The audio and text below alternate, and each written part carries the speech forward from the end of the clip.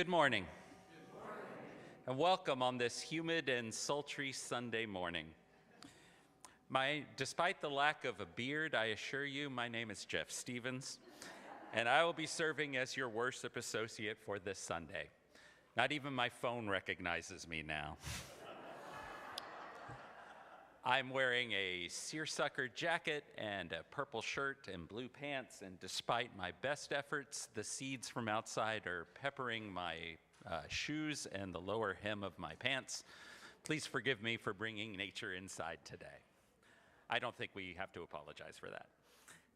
Today, as we discuss democracy, we welcome Donna Waller, President of the League of Women Voters of Alachua County, and members of the Social Justice Council, Michael Bass, Pete Murray, and Lisa Renner will also participate in this service.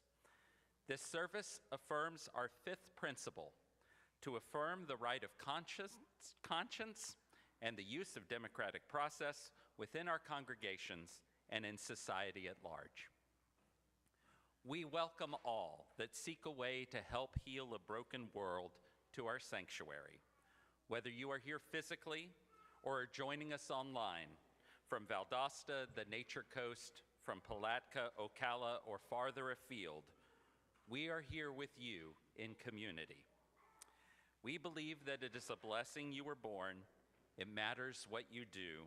Your experience of the divine is true, and that you don't have to go it alone.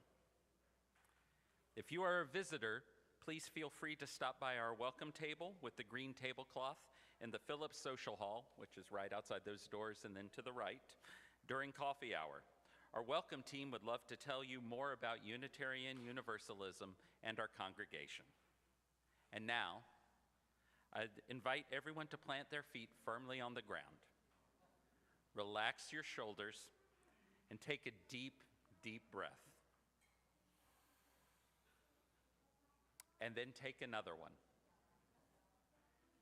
Center yourself in this space as we begin our worship together. The flaming chalice is the primary symbol of Unitarian Universalism. It was designed by Austrian artist Hans Deutsch in 1941 to represent the Unitarian Service Committee. It was a beacon of hope and a sign of refuge for refugees that were fleeing Nazi persecution. Lighting the chalice for us this morning is Michael Bass. Our chalice lighting words come from the poet Rainer Maria Rilke. I am too alone in this world, yet not alone enough to truly consecrate the hour. I am much too small in this world, yet not small enough to be to you just object and thing, dark and smart. I want my free will, and I want it accompanying the path which leads to action, and want, during times that beg questions, when something is up, to be among those in the know, or else be alone. And now I'd like to welcome Donna up to give us some opening words.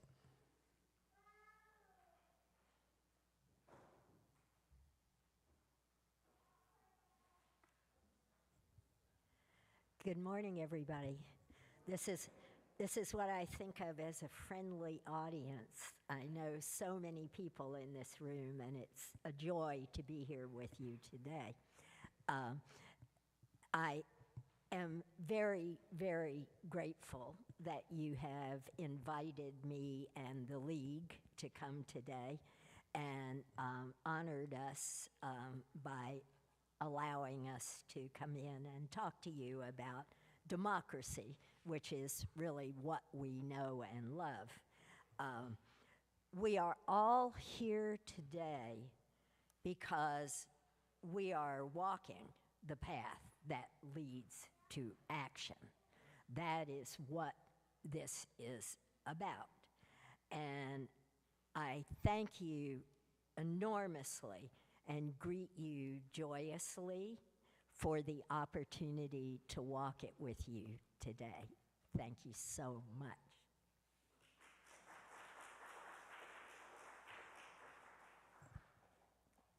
And now please join us as you are willing and able, in body and in spirit, in singing hymn number 168 in our gray hymnal, One More Step.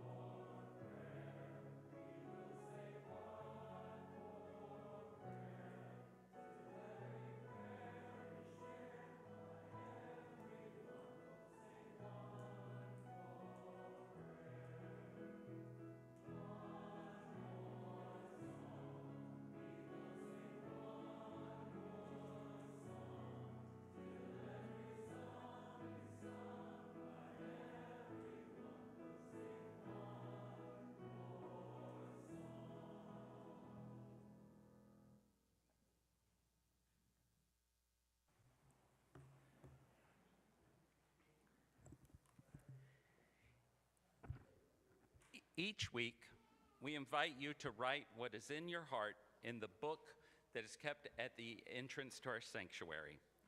We believe that a joy shared is multiplied, and that a sorrow shared is divided. It is a concrete affirmation of our beliefs that no one has to go it alone.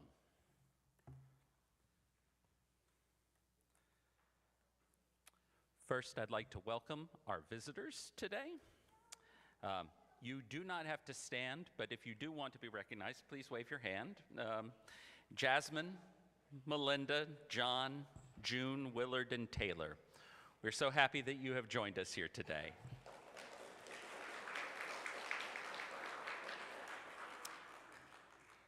A double joy from David Wilkham. It was great to hear fellow UU Joy Avery perform with the Singing Resistance Chorus last Sunday in the Protest Songs Contest at the Heartwood Soundstage. Earlier that day, I visited with my old friend Doug Dewey, who is now in hospice care at a local nursing home. We enjoyed reminiscing about the various music venues where we played our tunes many years ago. Paul Newman shares, I learned last week that acts of kindness can change lives. A lady in a wheelchair came to the church entrance and asked if I could be brought out. I often give her rides when her wheelchair fails. Apparently, those asking to meet her were very polite and helpful. As a result, she has changed because of their manner. She no longer screams, cries, or fights when I see her.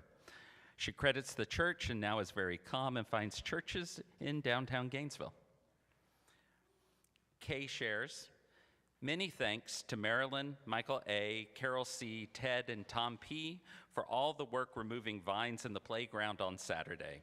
Let me know if you want to help with this project. Jean Cook shares, I have a friend who is a UU minister. I'm not going to tell you their name. If you think you can figure it out, please keep it to yourself. He volunteers for the underground movement to mail free abortion pills to anyone who needs them, and he is making a trip overseas to purchase the medications from an overseas pharmaceutical company. This movement provides accessible, confidential, and trustworthy information and referral services for medication abortion in states with restricted reproductive care. They try to empower individuals through secure communication, community-based support, and consistent, safe protocols. They meet people where they are, ensuring that every pregnant person, regardless of age, location, income, or circumstance, has the tools to support and make their own decisions about their body and their future.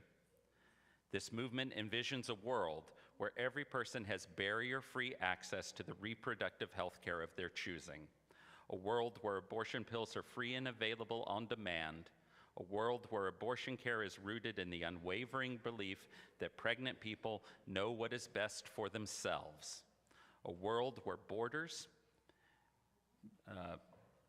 and bureaucracy never stand in the way of bodily autonomy. If any of you feel that you can help in this endeavor, please meet with Jean following the service. And Jean, if you would stand up so people who don't know you will be able to find you. An anonymous donor will help match up to $1,000 in donations, so please meet up with Jean.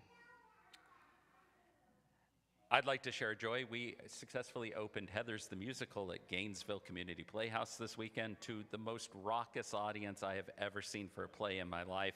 I felt like a rock star, and all of the kids that are in the show, and yes, I call 20-something-year-old kids kids now because I feel like I've reached that barrier in my life. They are having such a blast, and that is such a joy to be in. And lastly, I don't see a name on this, but the brunch and residential coffee after social will be at the 43rd Street Deli, right? Where 43rd Street Deli used to be. Okay, so there's a new restaurant at the 43rd Street Deli, but it's right there, and that's where they'll be meeting up for lunch. Of course, there are many joys and concerns that we did not share that we keep within our hearts. For those, we invite you to come forward to drop a stone in our communal waters bowl. The poet James Foley says, "Drop a pebble in the water, just a splash and it is gone, but there's 100 ripples circling and spreading from the center, flowing on out to the sea, and there's no way of telling where the end is going to be." Let the ripple of these stones resonate forth to those that are in our hearts and help buoy them. After those in the sanctuary have taken part, Pete Murray from our care team will drop 2 more stones into the bowl to represent those who are joining us online.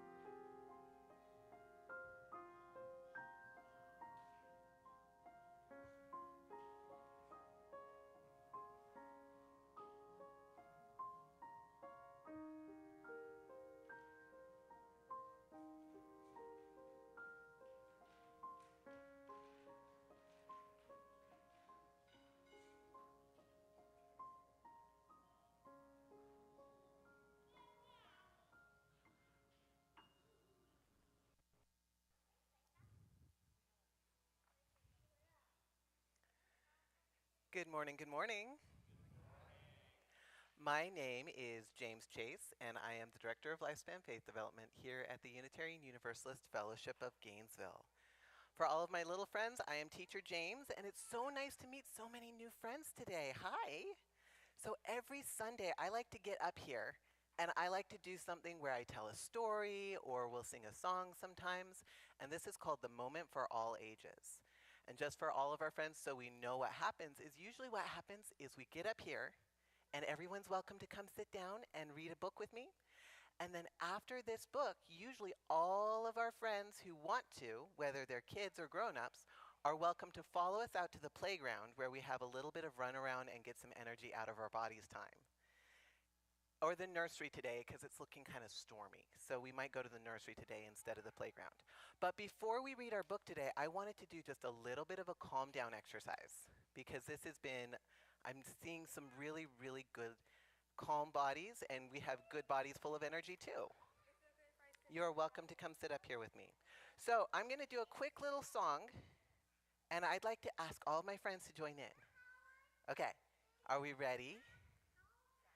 Can I ask for attention real quick? Do you see me? I see some eyes on me. 1, 2, 3. Zachary up here. Okay, I bet some of you guys might know this one. Are you ready? And you can do this right here, or you can do this in the back, and you can do this if you have a little body or if you have a big body. There's no problem with any of that. But we're going to start with open and shut them, open and shut them, give a little clap. Open and shut them, open and shut them, put them in your lap. Creep them, slowly creep them, right up to my chin, chin, chin. Open up your little mouth, ah, but do not let them in. Oh, should we do that one more time, or do we feel done with that one? All done. Yeah, I feel like that one might have been, our friends knew that one even before I did it. So we're going to read our book. Are you guys ready for a book? Okay, this book is all about when things are changing. Have you guys ever had something change? Yeah. Does it always feel good when things change? Nope. I heard nope from the back, and I heard yes from up here. Sometimes it probably feels good, but sometimes it might not feel so good. So change is, hold on. Oh, sometimes it's both. That's true. So when change is happening, it can feel a little bit frustrating, and it can also feel exciting, and it can feel scary. It can feel all kinds of ways, right? Do you know one thing that might help when things are changing is if you can sing a song or hum sometimes? Who here can hum?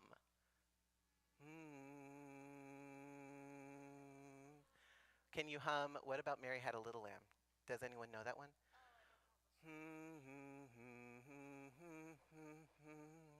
So this,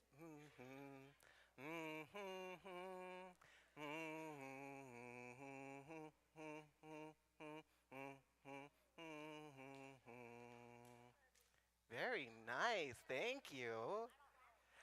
Okay, so we're going to read this book, and when you hear the words about singing and stuff, it can be confusing because this book is not a song, but it's a book about singing songs and humming, so you can imagine singing whatever song makes sense to you. And the pictures are up here on the screen. Do you want to see those pictures up on the screen, Zachary? Do you see? Okay, we're going to start reading our book now. This book is called Change Sings, a children's anthem, and it's written by a woman named Amanda Gorman, and it's drawn by a person named Lauren Long. Okay.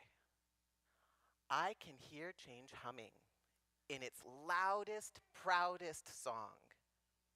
I don't fear change coming, and so I sing along. I scream with skies of red and blue streamers. I dream with the cries of tried and true dreamers. I'm a chant that rises and rings, and there is hope where my change sings. Though some don't understand it, those windmills of mysteries, I sing with all the planet and its hills of histories. I hum with 100 hearts, each of us lifting a hand. I use my strength and my smarts, take a knee to make a stand. Do you see how she's kneeling down? Oh, we jumped ahead a page, that was my mistake. But she's doing a lot of helping things, right? Need help. Yeah, she's doing a lot of helping things. I'm gonna keep reading, okay? I'm bright as the light each day brings, and there is love where my change sings. I show others tolerance, though it might take some courage. Oh, that kid is plugging his ears. He doesn't want to hear yet. I don't make a taller fence, but fight to build a better bridge. I talk not only of distances from where and how we came, I also walk our differences to show we are the same. I'm a movement that roars and springs. There's a wave where my change sings. Change sings where? There, inside of me, because I am the change I want to see. As I grow, it grows like seeds. I am just what the world needs. I'm the voice where freedom rings. You're the love your bright heart brings. We are the waves starting to spring, for we are the change we sing. We're what the world is becoming, and we know it won't be long. We all hear change strumming. Won't you sing along? Look, she's giving the guitar to you. That's kind of cool. And that is the end of our book, and we're going to head over to the nursery and have some fun playtime.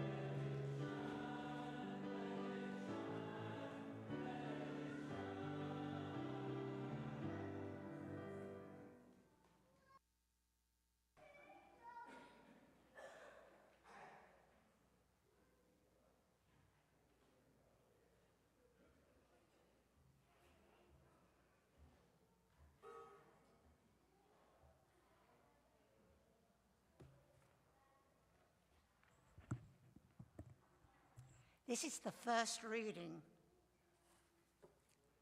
If democracy is to survive, it requires not merely that we choose those who govern or vote in episodic elections.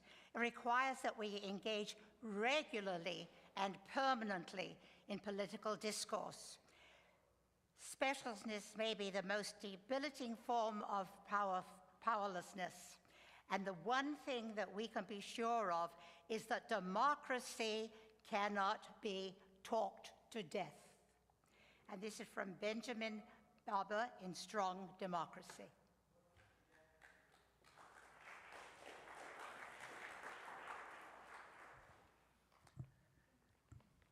Dr. Beatrice Briteau asks the right question. How big is your we? Can we expand our vision of community beyond our own skin, family, race, tribe, culture, country, and species? Spiritual life is more than what we believe. It also includes how we relate. Who is included in the we and who is not? That is both a spiritual and a political question. How we answer it will likely determine our future. Jim Wallace, from In Who Speaks for God.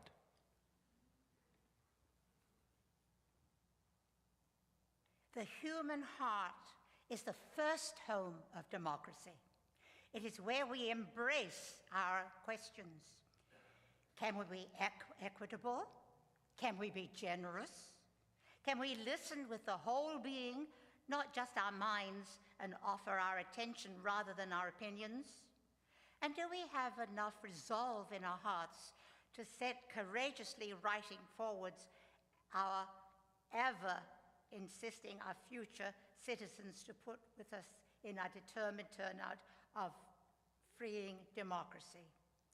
This is from Terry Tempest Williams in Engagement.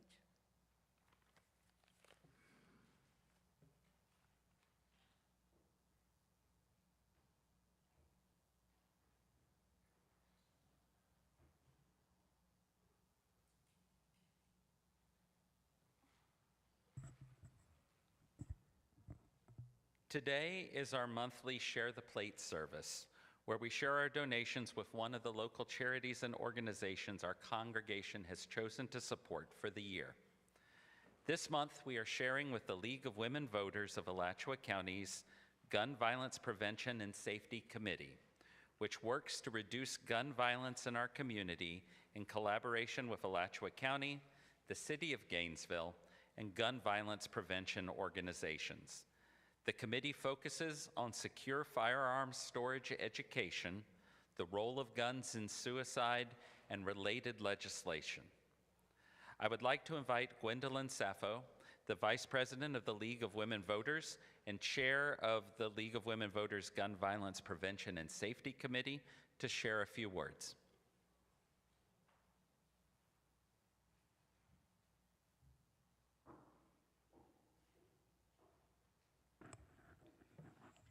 Good morning. Thank you so much for welcoming us here today. It's truly an honor to be with you. And on behalf of the League of Women Voters of Alachua County and our Gun Violence Prevention and Safety Committee, I extend our heartfelt appreciation for your generous donation and for your commitment to building a safer, healthier community. Now, before I continue, I would like to offer special recognition and thanks to Susan Cone, who is a member of this congregation. Susan is also a valued and dedicated member of our Gun Violence Prevention and Safety Committee, and she generously gives her time, talents, and passions to advance our mission of promoting firearm safety and preventing gun violence in our community. Your support makes a major difference. The League of Women Voters is a nonpartisan organization dedicated to empowering voters and strengthening democracy. And our Gun Violence Prevention and Safety Committee approaches gun violence as a public health and community safety issue. Our committee focuses, as was stated, on education, awareness, and practical safety measures that save lives. We promote firearms safe storage because safely storing firearms locked, unloaded, and separate from ammunition helps prevent accidental shootings, unauthorized access, theft, and suicide. Thanks to supporters like you, we have distributed more than 2,500 firearm safety locks throughout Alachua County while partnering with healthcare providers, law enforcement, schools, faith communities, and civic organizations to promote responsible firearm storage. Every conversation we have, every safety device we distribute, every person who chooses to secure a firearm is another step toward protecting a child, supporting a family, or preventing a tragedy. We know that meaningful change happens when communities work together. It happens when people of different backgrounds and perspectives unite around shared values, respect for life, responsibility, compassion, and concern for one another. So here today, you exemplify those values through your generosity and your willingness to invest in the well-being of our community, and we are deeply grateful for your partnership. Following today's service, I invite you to stop by our table. We'll have free firearm safety locks, educational material, and information about the League of Women Voters Gun Violence Prevention and Safety Committee. Whether you have questions, want to learn more about our work, or interested in volunteering, I would love to have the opportunity to meet with you personally. Thank you again for your warm welcome, your generous support, and your commitment to making Alachua County a safer place for everyone, because truly, together, we can make a difference. Thank you.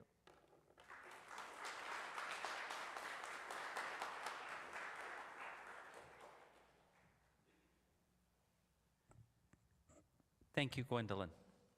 And now we'll pass around the basket. If you prefer to donate electronically, please use the QR codes on the monitors to donate online. May your contributions be generously given and gratefully received.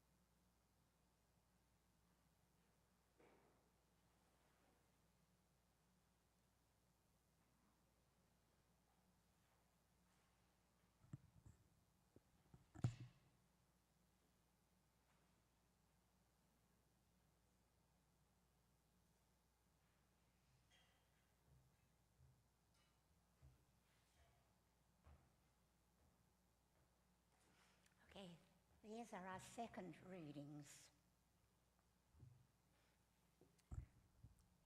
It is perhaps what democracy is, in the end, a meeting. It is a metaphor, too, for the turning point we have reached now, a crossroad between fear and understanding. What we will do in the 21st century is the choice that we face. This is from Susan Griffin in Wrestling with the Angst of Democracy.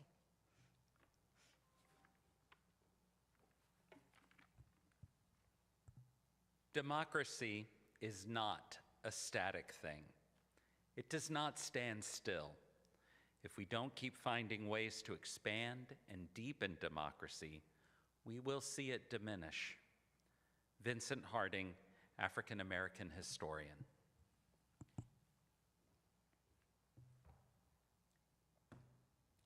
Each society creates its own ecology. A moral ecology is a set of norms, assumptions, beliefs, and benefits of behavior, and an institutionalized set of moral demands that emerge organically. Our moral ecology encourages us to be a certain sort of person.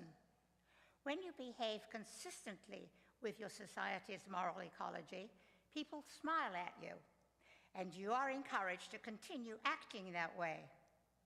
The moral ecology of a given moment is never unanimous. There are always rebels, critics, and outsiders.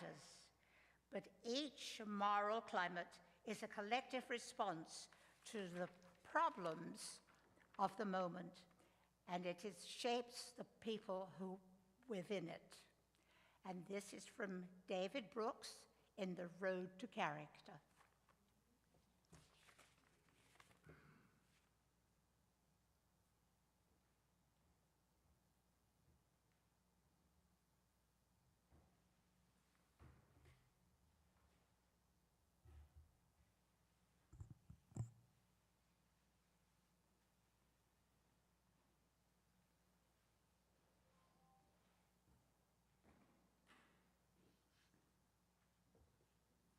Better.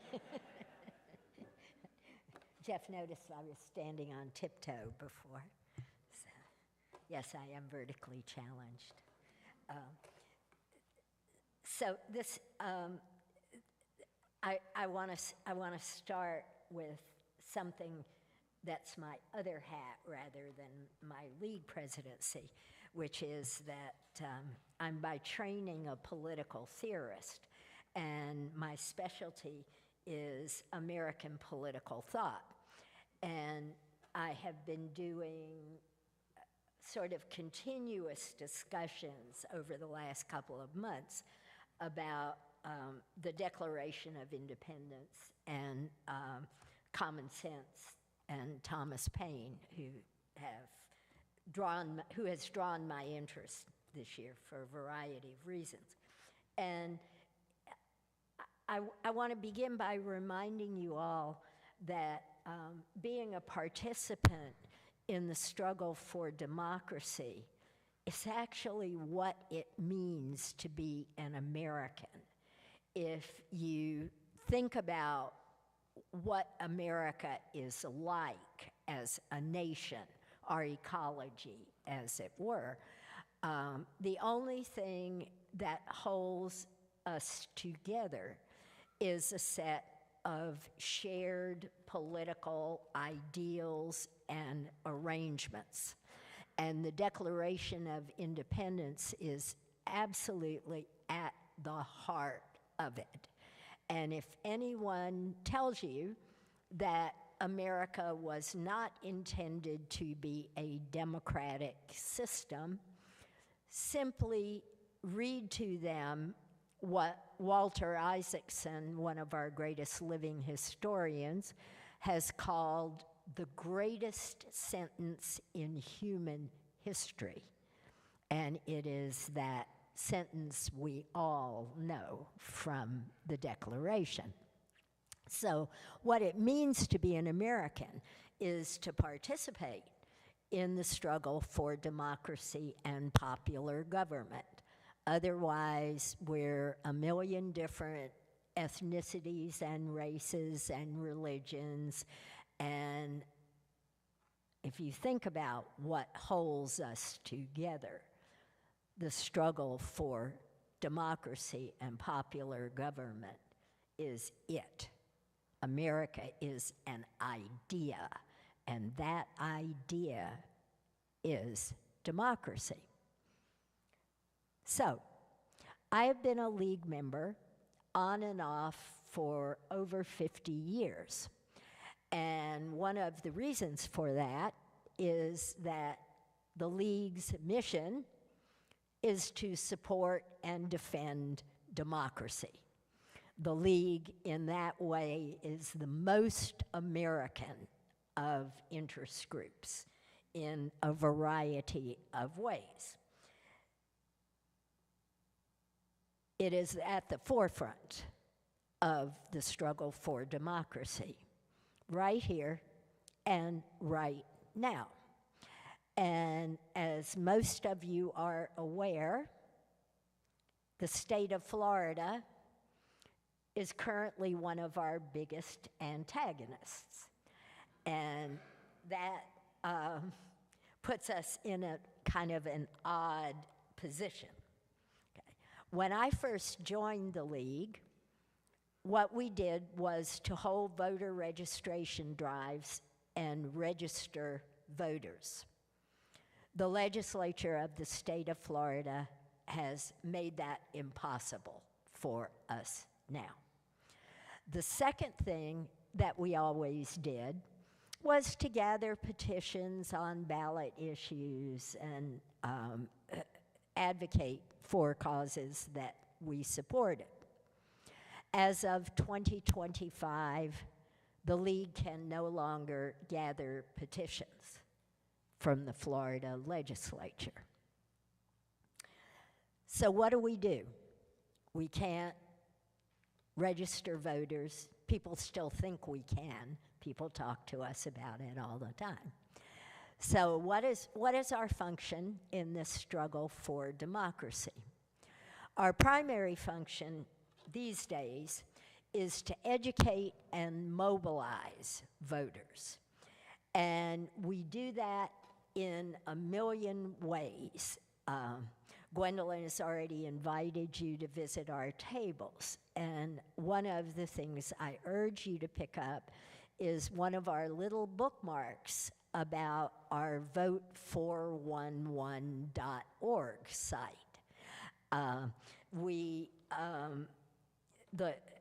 That site is national, and it does two things for us. If you go onto that site, it can answer any questions about your personal voter information and registration. You can click on a link and see whether you've ordered your mail-in ballot appropriately, whether your polling place has changed. The second thing you will find on that site, and this is really part of our educative function, is candidate profiles and answers to questions that the League has asked of all candidates.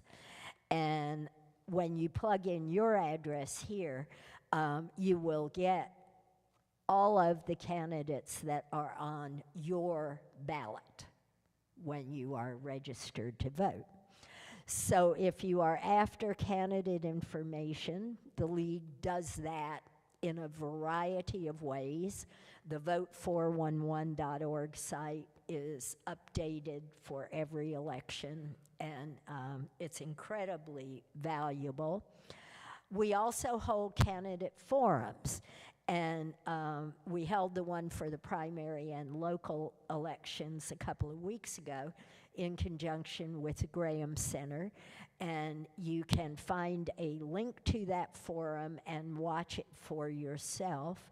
It was really kind of a miracle. All the candidates showed up and answered very thoughtfully the questions that we asked.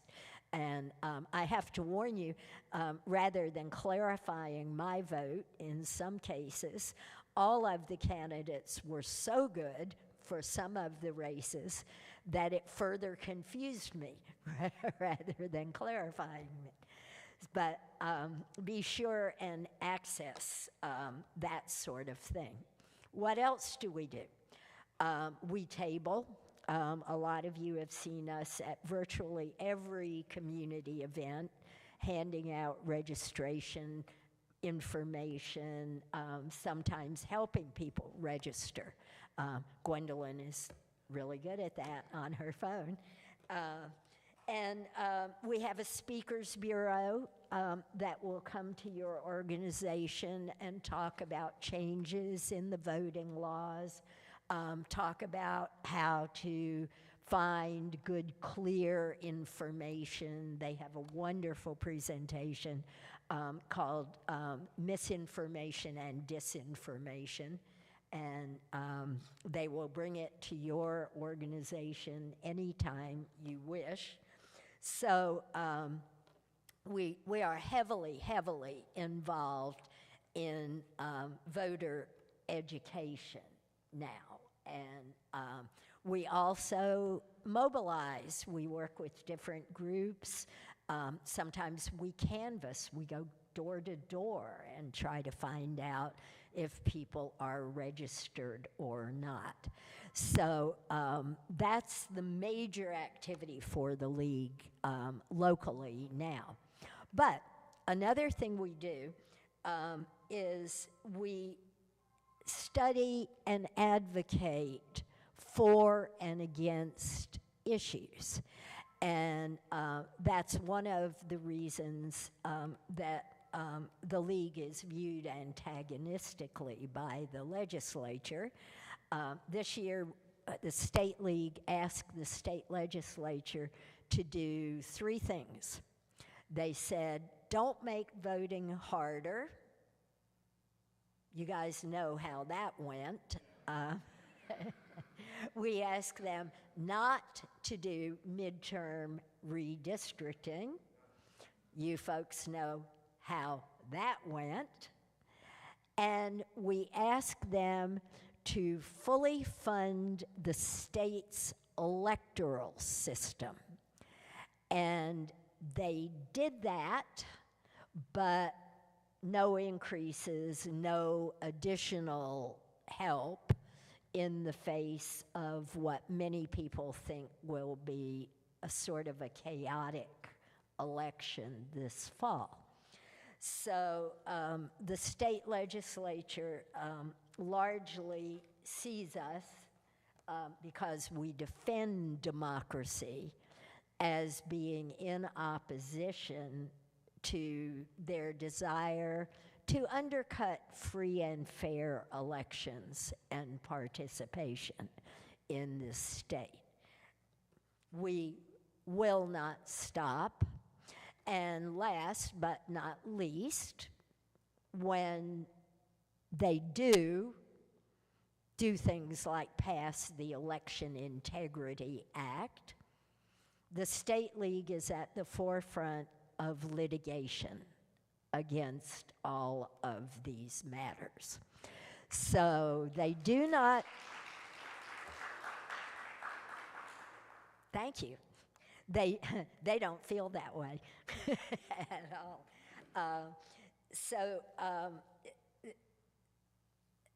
Last, but certainly not least, and this has also made them unhappy about the league, we collaborate with a number of other groups to do things like return voting rights to the formerly incarcerated.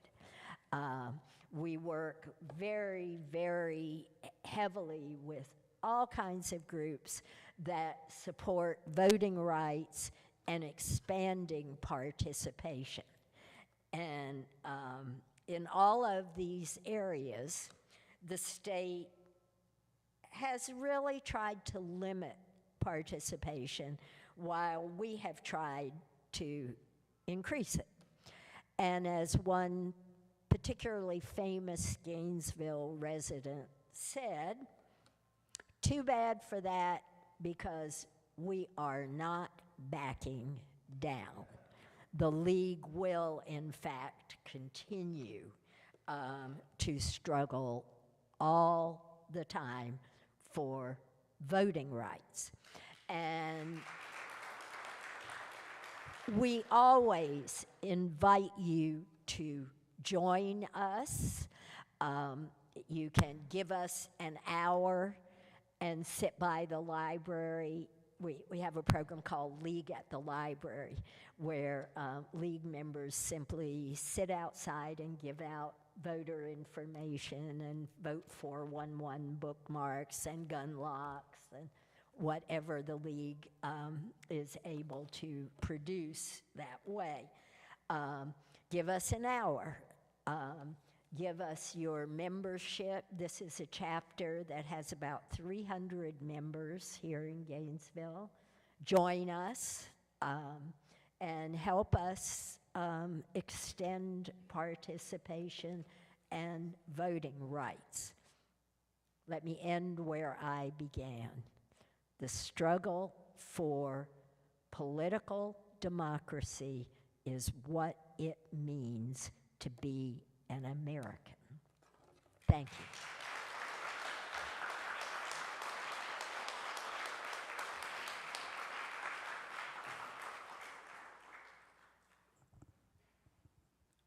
Please join us as you are willing and able, in body and in spirit, in singing hymn 1023 in our teal hymnal, Building Bridges. We will sing the verse of this hymn 4 times.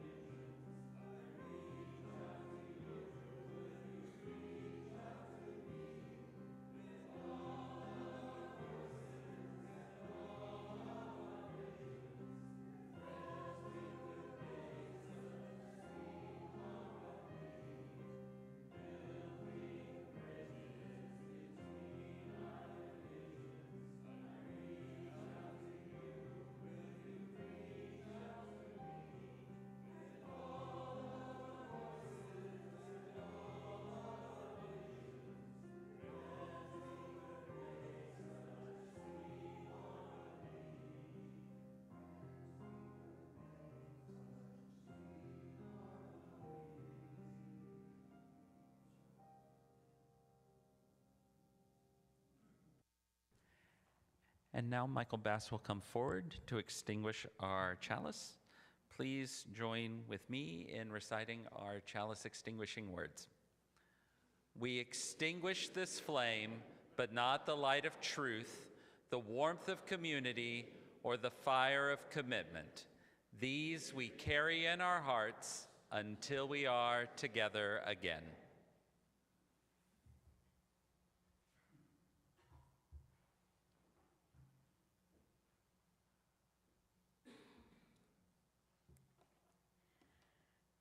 Closing words. You cannot have a democracy without citizens. Everyone must step up.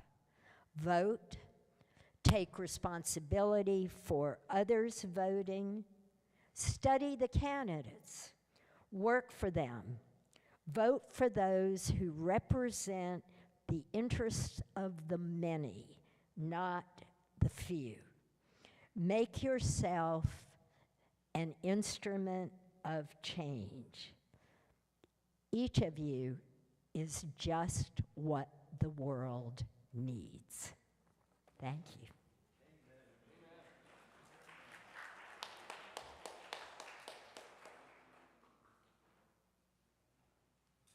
Our service has concluded. Please go out in the world and make good trouble.